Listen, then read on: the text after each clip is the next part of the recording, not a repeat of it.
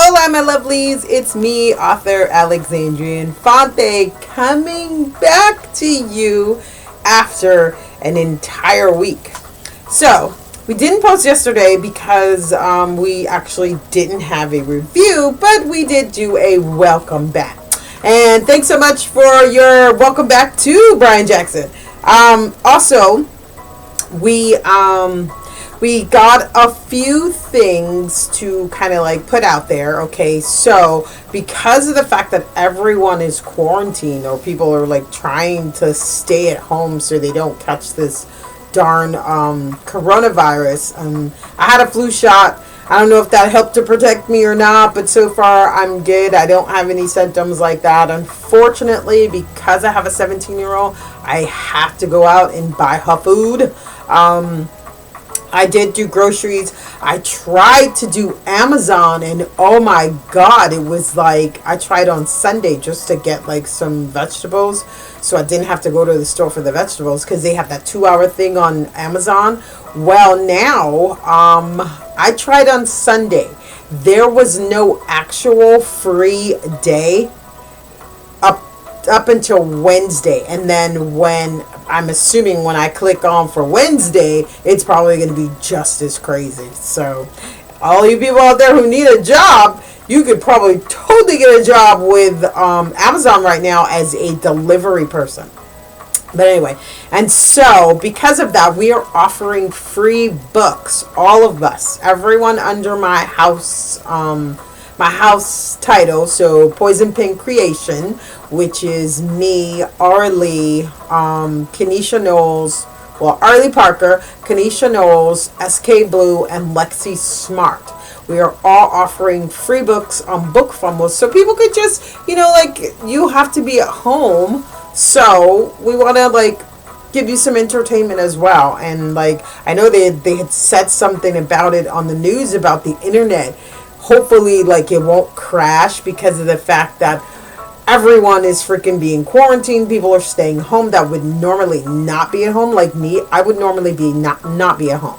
I barely have a job anymore because of the fact that I work in the food industry. And so, my owner is he can't get rid of me technically because I am the executive chef, but we're feeling it hard too. And I'm feeling so bad for the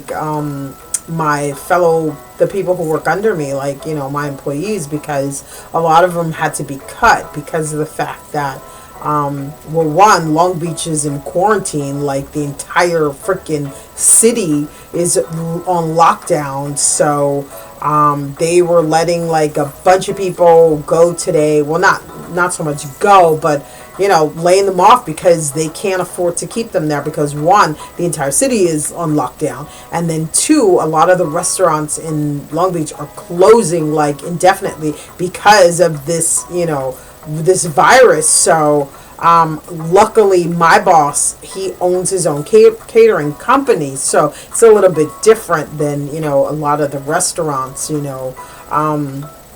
so I still have a part-time job because he basically sent everyone to part-time. So I will probably be doing a lot of book advertising this month because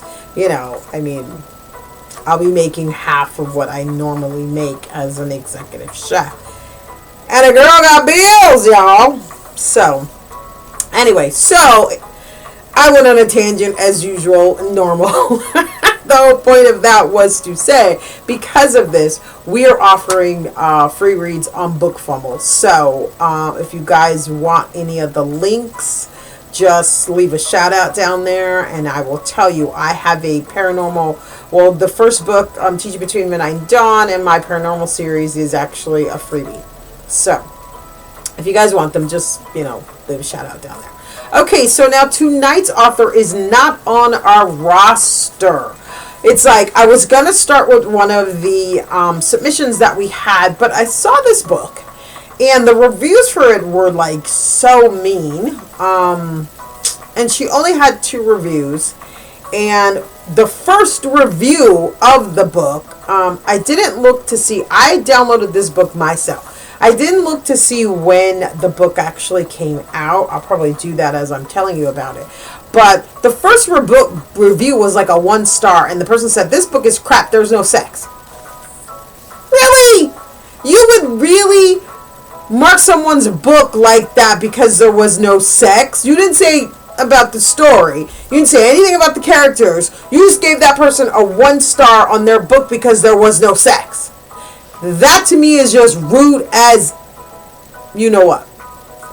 So I wanted to download this author to read this book to see what the book was really about. I guess maybe on the flip side of this person giving her a 1 star and saying that the book was crap because there was no sex. Well, maybe people like me will actually click on the book and read it and then leave her some reviews that, excuse me, coronavirus, no, leave her some reviews that actually have to do with the book itself and not the fact that the person got upset because there was no sex in the book. That's just rude to me. What is wrong with you? Anyway, 1 second. I have an upset stomach. And remember, y'all, I'm Afro-Latina, so we got that too.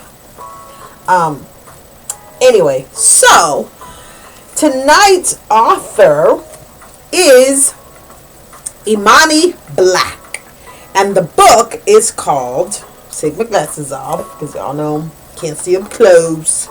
Okay. No, I didn't ask for Pandora. Okay, so tonight's book. Also, forgot, I need to give another shout out to music composer Thin Sound. Remember, guys, he pretty much foots all of our music for these videos. So, if you need royalty-free, free music for your videos, for your book trailers, for your channel, if you have a channel, your radio station, whatever it is that you may need some intro music from, make sure you pop over to composer Bin Sound. It's binsound.com, and he will allow you to use his music because it is free, royalty free. There's a difference between free, royalty free, and just free royalty. Free royalty free means that you don't have to pay a dime for it to use it. All you have to do is what I'm doing. You have to give him a shout out and let people know that this is where you got this music from and send people to his site. So, like I said, the site is called binsound.com, and it's free, royalty-free music, and you can use it for anything as long as you give him his shout out. You can also buy his music, which it would be the royalty-free, which means that you can buy it, download, and then you don't have to give him his props because you paid for that music, and you don't have to pay him royalties every time you use his music. So you guys check that out because it works wonders for your video, because I use it for my trailers too, my book trailers, and then intro videos and that kind of stuff too, and it's really, really cool. And he goes from like Gregorian chant like music all the way to like some serious rock and roll. So make sure you guys check that out. Now, as I was saying, tonight's read is called Soul of the Vampire Billionaire. And it's by author Imani Black, and it's book 1 of 3. This book has 3 books to it. They're very short reads. I would say they're more novellas than they are. You know, it's so crazy, because Latina people pretty much help to, promote the novellas, because we've been watching novellas for like forever. Oh my god, my mom watched novellas from everyone when I was a kid. She watched Asian novellas, she watched K-pop novellas, she watched all that stuff, and I'd be like, Ma, because the only one that I knew that she understood was the Spanish one, so I'd be like, Ma, you understand? No, I don't need language to understand what they're saying. So I just be like, Oh my god, you're so stuck on novellas, which technically in English, you guys, that's like the soap operas. So like the Spanish version of All My Children, One Life to Live, Days of Our Lives, As the World Turns. As you can see, I was forced to watch all of those because my nana watched them too. So anyway, so it's more of a novella than it is a book because it's not very long. I think in total it was like maybe 30 pages, or was it 30? I think it was 40 pages. 40 pages to the actual book.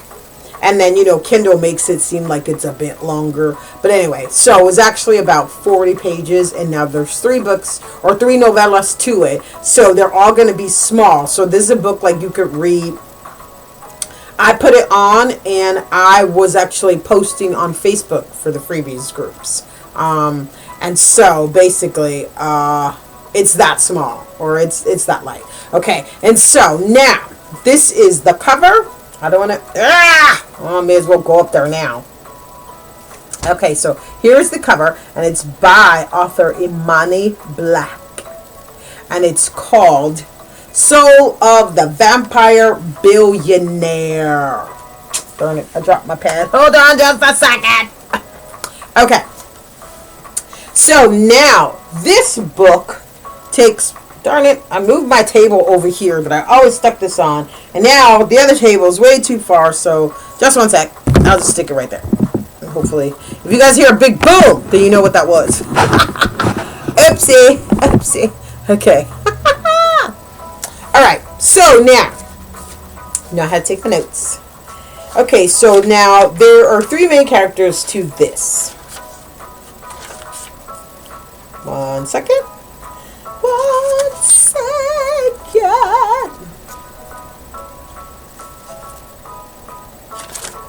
Darn it. I'm so sorry, guys. I probably should have did this before I actually started the camera rolling. Alright, so now. Okay, so the main character is... There's 3. Okay? Or the main character, I'm assuming. Because she talks about all of them, so it's like an encompassing thing. Now, what I would like to stress is this is not a romance. At least the first book is, which is why I'm sure that person got upset who gave her the 1 star, because she assumed with the way that the cover looked, which technically to me, I wouldn't have thought that it was a romance. So because of the way that the cover looks, and then the author probably putting it in as a romance as well. Technically, sweetie, your book is not a romance. You write like me. I don't write romance either. It's just that my books have romantic elements in it because, like, 2 of my major series are reverse harem. So there's a lot of romance in there. And so, so you're technically not a romance writer. You are more of a paranormal writer, which basically you just throw in some romance there to I don't know if it's like titillating or whatever, or you just want that romantical element. So I totally understand that. So please understand, guys, her book is not a paranormal romance, or at least the first book isn't, the book that I read. So now, okay, the book follows Ralph Lofton, which is he is basically a serial killer. He has an issue with women, and so his wife, which is Tiffany Lofton, the other main character, she pretty much is considered to him the bane of his existence. So now he got hooked up. He went to jail. He is a serial killer. He's been killing women, and so she found out, I guess, what he was doing. Because one of the issues that I have with the book is that the author, we don't get enough of backstory. Now, I don't know if she does that in the second book as a flashback.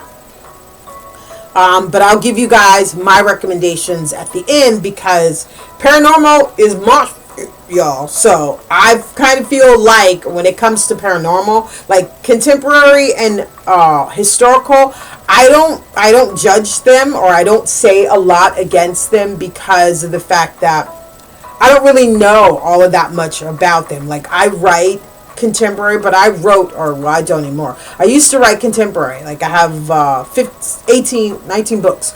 But I did it for fun. Like just fun. Like I didn't care. I didn't really care if I made money off of them. I just did it because I wanted to see if I could do it. And then historical, I write. Now I love historical, so that's why I write that.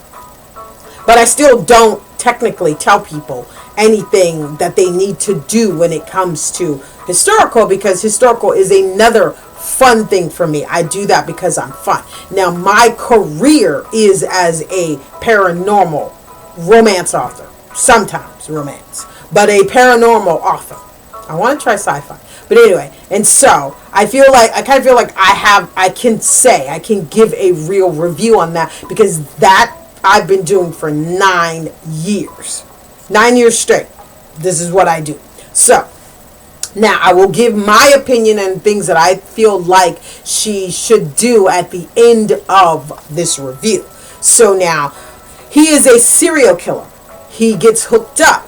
She gets him, his funky butt hooked up, right? And so he goes to jail. And now every day, because of the fact that he is a woman beater, they found out what he was doing, and they beat his ass every day, right? Something he deserves. So, the other main character is Tiffany Lofton, his wife. She's the one who got him hooked up. Now, her father is a vampire hunter, okay? And so, she falls for a vampire, Daniel. He basically goes to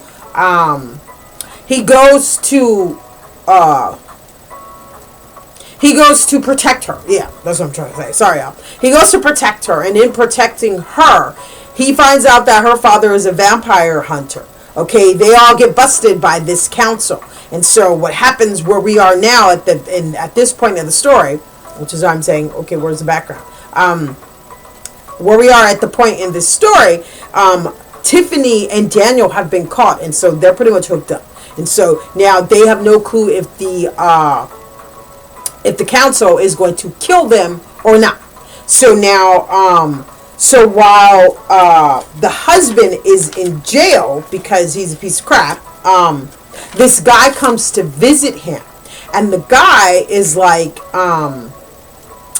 yeah, you know, I'm pretty sure that you're getting beat every day, blah, blah, blah, blah. And he's pretty much like, yeah, I can help you with that. And so he's like, how? And he pretty much humors him, because he's like, you know, yeah, really, you could help me because I'm in here, you're out there, and yeah, whatever. So he's like, no, seriously, you're going to get a package. Basically, all you have to do is prick your finger and rub it on the lamp, or the antique item that I send you. And so he's like, he thinks he's funny. There were some really funny parts in this book too, because when he goes, yeah, so basically I'll never have a friend like you, you know. It's I thought that was funny because it referred to you know.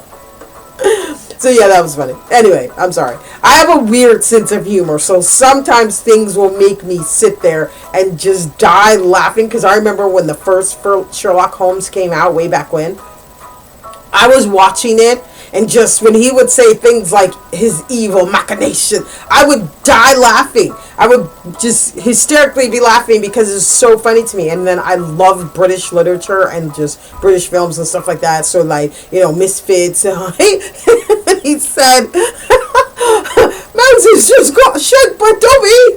I was dying laughing. Anyway, I'm sorry. But, yeah, so I have a weird sense of humor. And so there were parts in this little novella that were hysterically funny to me, okay? And so, basically, he gives him this lamp, and then he tells him, wait, hold on one second. Sorry. He tells him that I have one of those little space heaters in this room, and it's starting to burn up in here, so I turn that off. So he tells him, you know, prick your finger, rub it on the lamp, and then you'll get your revenge. So basically, that's why he tells him to do all of this. He's like, yeah, you want your revenge? This is how you're going to get it. And so he's like, okay. And he thinks he's crazy. And he's like, but if he'll get me out of here, because that was the whole thing. He was like, do this for me, and then I'll get you out of here. And so he's like, okay. he has like a little, he feels a little trepidation at the fact that he's gonna agree to it, but to him anything is better than that, and this way he gets to go and kill his crack blah blah blah blah blah wife. He says all these bad things about her, and so he feels like if I do this, I'll get out, and then I get to go kill her. Because he's a serial killer anyway. He's been killing women, and then he finally got busted, and so he's like, so he does it. He says okay, and then it flips back to Tiffany, and now Tiffany is telling you her story. And Tiffany's father was a vampire hunter, and so when they got busted, it was all three of them. Basically, Daniel was trying to protect both of them, and when they got busted, when the council busted them, they found out that the father was a vampire hunter. So they automatically, half of the council was automatically chanting death for this couple because, and of course the father, because the father was even killing lambs, and so they're just like, death for everyone. And so so then it flips back to Ralph, and Ralph has gotten the lamp, and so he does what the guy said. I mean, there was a note like, hey bro, blah blah blah, and so he's like, what the heck? And he's like, that's not my brother's handwriting. And then he realizes, oh crap, it's what the guy said that he would send me. And so he does it. He's like, who cares? He takes the needle, he pricks his finger, and he rubs it on the lamp. And then all of a sudden, this freaking, this mist comes out. It envelops him. He's coughing and doing whatever. And so the guy, basically, the guy that's below him, Daniel, he beat him up like the first time that he got there. And it was like, this is how it's going to run in this sale. And so, but he never really touched him after that because he already made his point. And so he socks the mattress, like, shut up, you freak, blah, blah, blah, blah. And then he's like, so then this entity that's in this lamp, it basically possesses him. And so, of course, he's going to have balls. He's like, F you, you can't tell me what to do, da, da, da. And so he's like, yeah, I bet you I could come up there. And so basically he's able to leave his body, or allow this entity to leave his body and envelop someone else. And so the entity leaves him and then basically envelops the kid Daniel and then makes him bash his brains out. So there's no actual he's his cellmate, but they can't say that he killed him because there's no physical evidence on him that he touched him. And so to him, it's the perfect crime. Now he just goes around killing like all of these people. He was already a serial killer, so of course this is a hot potato for him. He goes out killing all these people because now he can get back at every single person who harmed him for all the time that he's been in there. And so then the guy finally comes back and he's like, so you got the package. I see you're having a good time, blah, blah, blah, blah. Now you're going to do what I asked you to do. So these three people, I need you to basically take them out. And so then it pans back to Daniel in his cell. And so one of the council members, let's see, what's her name? I believe it's Elsie, she comes in and she's like, yeah, he's pretty much like, yeah, her name is Elsie. He knows that they're going to kill him, or he believes that they're going to kill them, especially for the simple fact that, the woman that he loves, which is Tiffany, her daddy is a vampire hunter. There's no way at least the daddy, there's no way the daddy's getting out, And so I'm assuming that the vampire is a billionaire, and so she says, you know what, hey, I'll help you escape. But she does like a cloaking spell on the room, so no one can, it's like a perceived sound spell. And so no one, I use those too. I think Kenny uses them too. It's a perceived sound spell, and basically they cast it in the room, and no one can hear outside of the room. So it pretty much cloaks the room. And so basically she casts a perceived sound spell, and then she goes to tell him that she'll help him and Tiffany get away, but she can't have any connection with him. And then he'll have 3 days before the alarm comes up that he's escaped, but he can't use his finances, he can't do this, he can't do that. And then he has developed this serum that will allow vampires to exist outside of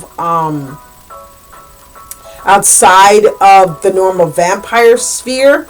And so there is this old council member, Lufa. I think that's how his name is pronounced. I'm not exactly sure. Anyway, he pretty much betrays him. This is why he's in trouble in the first place, because this guy wanted what he had. Well, he sent one of his vamp children after him. She had been with him for like so long, and then she betrayed him. But before she betrayed him, she sent him a letter telling him of her betrayal and all the stuff that he did, and the reason why this dude Lufa wants to take, is setting him up, and the fact that he wants to assassinate some of the council members. And so he basically, she tells everything, and he's set up, and so he knows that they're going to try to kill these council members. And so she says, you can leave, or I'll help you leave, but you can't take your serum. So for the 3 days that you're on the run, you asked out, basically. So if you get caught in the sun in those 3 days, you better hope she helped you, because basically we're going to release her too. And so she has to try to find you. And so I'm not sure how you're going to do it, but she will be released at the same time. And so if she can get to you, then she can help you. But if not, then, USOL. And so she's like, okay. He says, okay. And then the book ends. So now, got a couple of things that I found wrong with this. Okay, so the overall story. I like the overall story. She can work up this book. It's kind of like there's no world building. One of the first issues that I have with the fact is that there's no world. I'm not finding a world. So it's like on Daniel's part, he's a billionaire vampire. We need some world for that. Okay, he's a billionaire vampire. How old is he? And if he's a billionaire, how did he get this money? So I'll give you a perfect example. Quillen, I'll just use Quillen right now. Quillen is a gargoyle. Basically, him and Magnus. This is my series, so I'm just going to give you an example. I'm not trying to pump me today, I'll tell you when I'm pumping me. But no, I'll just give you an example. So Quillen and Magnus were homies. Magnus decided to cast a dark spell. He lit the creepest candle, which is a black dark candle. He lit that candle, and what he didn't know is that candle was attached to Malik, a demon. So not only did he light the candle, but he lit it in the church rectory, under the church. And so the demon comes, and the demon's like, yo, what's up? What you need? And he's like, no. And he's like, yes. And so Magnus freaks out. He goes to Quillen's dorm, because they're only like, at this time Magnus is like 29. He spent all this time from like 21. He was inducted to this special order of the church, and so for the last 9 years he's been in this church, and he thought, okay, I'm gonna rise in the ranks, but he hasn't. And so this is why he lights this candle. And so, but you're getting all of this. You find all of this stuff from day one to where Magnus is 21 years old. You see him at the church in Scotland. You see him interacting with the Abbey. All of these people. So I'm not sure, like, if she needs to add a flashback or prologue, because I've got no world here. So he lights this candle. He automatically, once he realizes that he effed up, he automatically goes knocking on Quillen, Waverly, all of his homies. He goes knocking on their doors to tell them, I screwed up. Unfortunately, none of them are there. And so he gets ghost. He goes to the rectory, to the Abbey, because the abbot there has been like a father to him, Gerald. So he goes to Gerald to get some help. And so Gerald's like, you basically effed up. And then the book, you get all of that stuff. You see what happens with this demon. And then the book goes forward to 2000. I think the time period for that is 2013. So, and then it goes to 2013. And you see Magnus, and he's still a part of the church, but differently. And so, because of the fact that now he's like a 674-year-old warlock. And so, we have no world building here. She didn't build up this world. This is an awesome story. There is so much that she could do with this because, one, she is not a paranormal romance author. If this is what she thinks she is, no offense, I'm not like trying to tell nobody their business, but if you think you're a paranormal romance author, you're not. You're a paranormal author, which to me makes you even cooler because then you can flip back. And not saying there's anything wrong with paranormal romance authors. Please don't think that's what I'm saying. I just feel like her being a paranormal author, she can flip back in between the two. If she labels herself as a paranormal author, then she could throw as much romance and sex and all of that stuff that she want in there, and then the next book she may not have any, and people won't get upset and give her 1 stars by saying, oh, there was no romance or sex in this. 2, the main character, the main female interest, love interest, we don't have anything on her. How do we know what's going on between him and Tiffany? How do we know that she is the love of his life, like he said? Like he said in his little soliloquy. How do we know that she is the love of his life? We don't, because we don't have any interactions between the two of them. We're just going off the omnipotent narrator that basically says, "Oh, this is what's going on." No, we need some sight. We need to read that. We need to read how he met her. We need to read how he fell in love with her. Now, the book is short. I think like she could do an outline of all the stuff. I mean, don't get me wrong. Remember, I'm a professor first. I'm a teacher first. This is what I do. And for every book that I write, there are some books that I can just sit down at the computer and just if it's a historical, well, no, not a historical. If it's a contemporary romance, if I decide to sit down and write a contemporary romance, I could sit at the computer and just bust that out.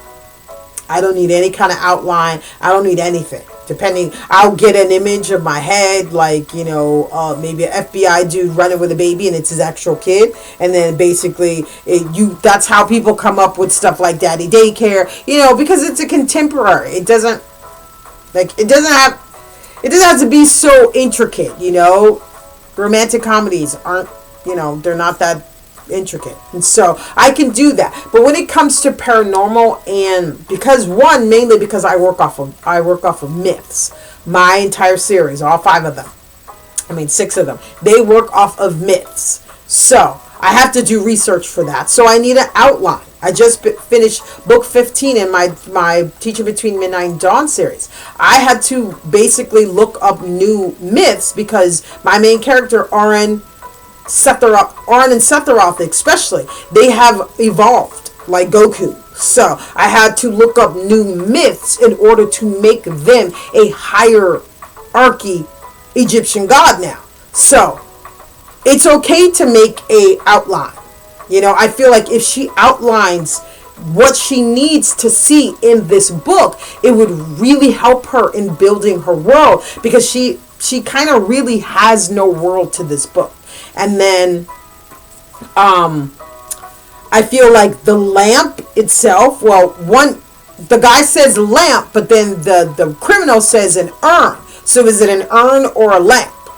I feel like if it's a lamp, it would be even cooler, because then she could go into the jinn aspect. That lamp could belong to an evil jinn. And so she's got vampires, she got vampire hunters, because she could have it to where, I haven't read book 2. I'm going to, because I want to see what happens. Hopefully the daddy gets to escape. He's a vampire hunter.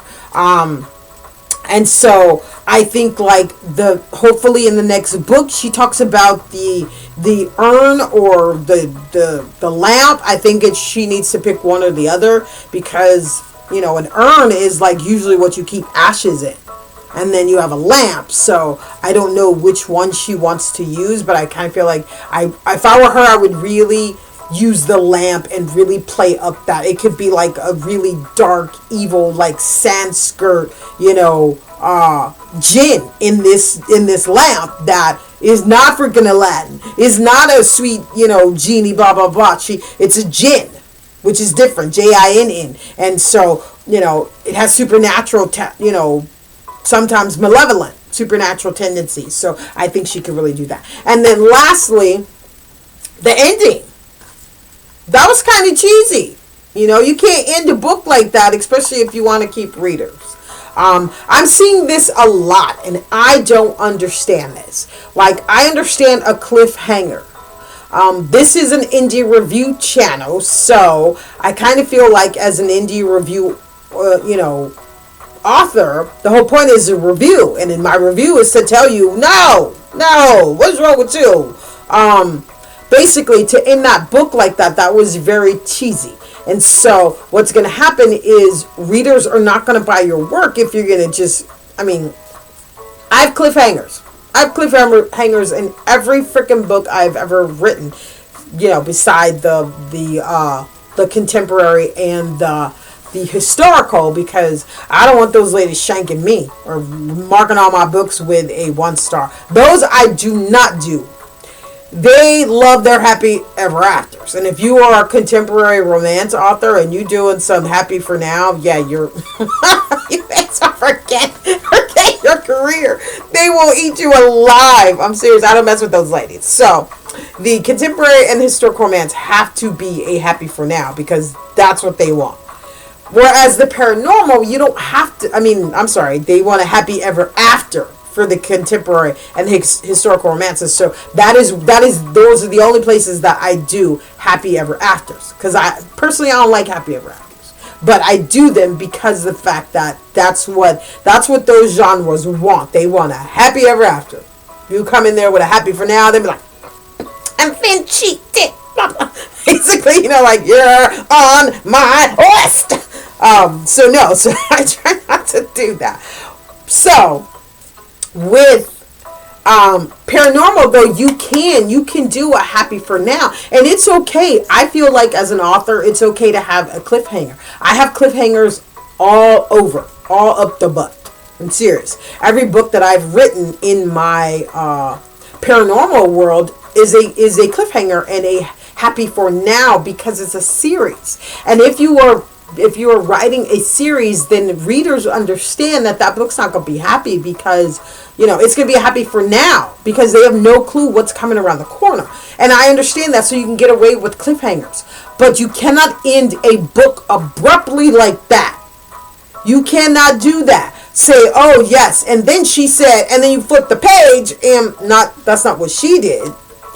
But I've been reading a lot like that lately, where you flip the page and there's nothing there.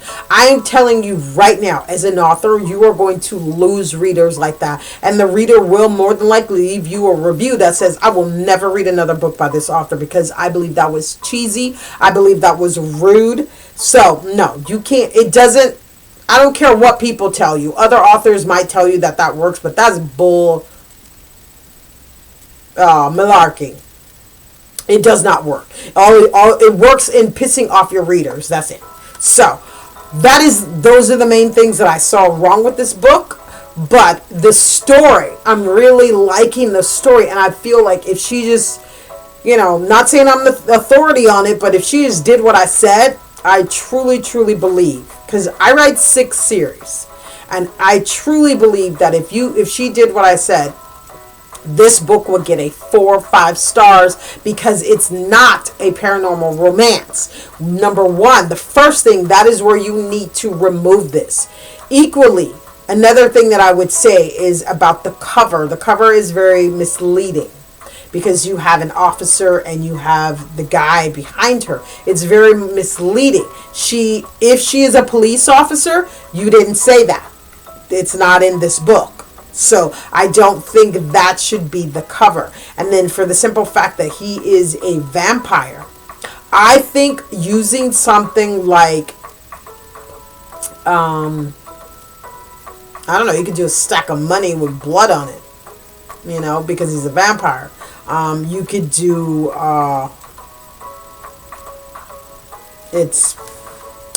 sorry. I'm just like brainstorming here, because I just kind of feel like this, if he's a police officer as well, I'm assuming that he's a detective. Well, a detective doesn't wear a uniform, first off. If he's a detective, he's been out of uniform for like freaking forever. because once you become detective first grade or any of that, that's the whole beauty of it. You get to wear your own clothes. You don't have to wear a uniform anymore. Only PTs, patrol officers, and desk sergeants and that kind of stuff. Those are the only people that I know of, at least in my whatever. Those are the only people who wear uniforms like that. And so, for the simple fact that you have, and then on the uniforms, you have patches on here, but you don't actually have like a police department or anything like that either. So I'm just kind of, I don't know, it just feels kind of weird. The guy in the back in the cell, that would have been cool, because he's the main. I mean, that's what you start the book out with, is the serial killer. So him being in the bars behind them saying county jail, I kind of feel like that's better. Maybe because of the way that this cover is, it's the reason why someone thought that this was a romance, but technically, because of the way, I feel like the way that the characters are, it's not really a romance. At least in my opinion.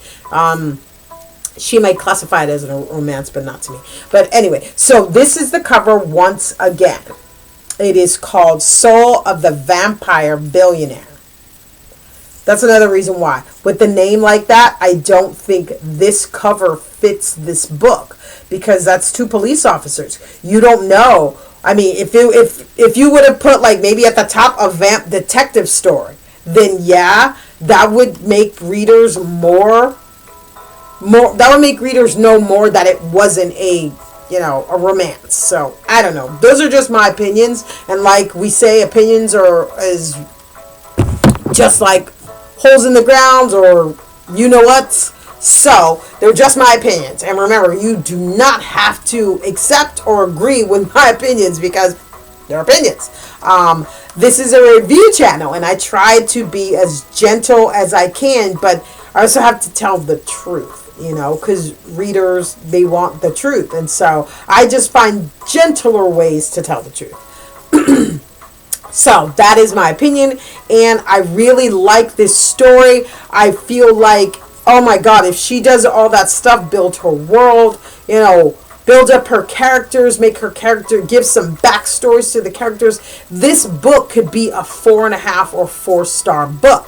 Right now, I'm going to give it a 3 stars, because I feel that there is so much work to be done with the book, but the story is good. So it's not like she wrote a crappy story like that person said. She didn't write a crappy story. She wrote a good story. It just has some technical issues with it that need to be fixed in order for this book to get a 4-star.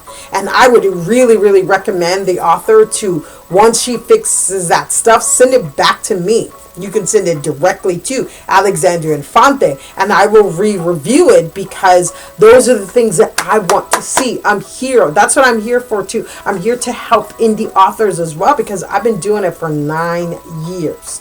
I've been an indie author for 9 years. There were times when I would pull, recession is like, kind of like not great right now, but when I first came out, I was pulling double digits for book sales. So basically, I want to, I would love to begin like 6, give me some 5 digits, 4 digits. I could stop at 4 and still be comfortable and happy, right? So basically, I want everything. I want your book to be in its tip-top shape, and you putting it out there for the world in, basically its perfect condition.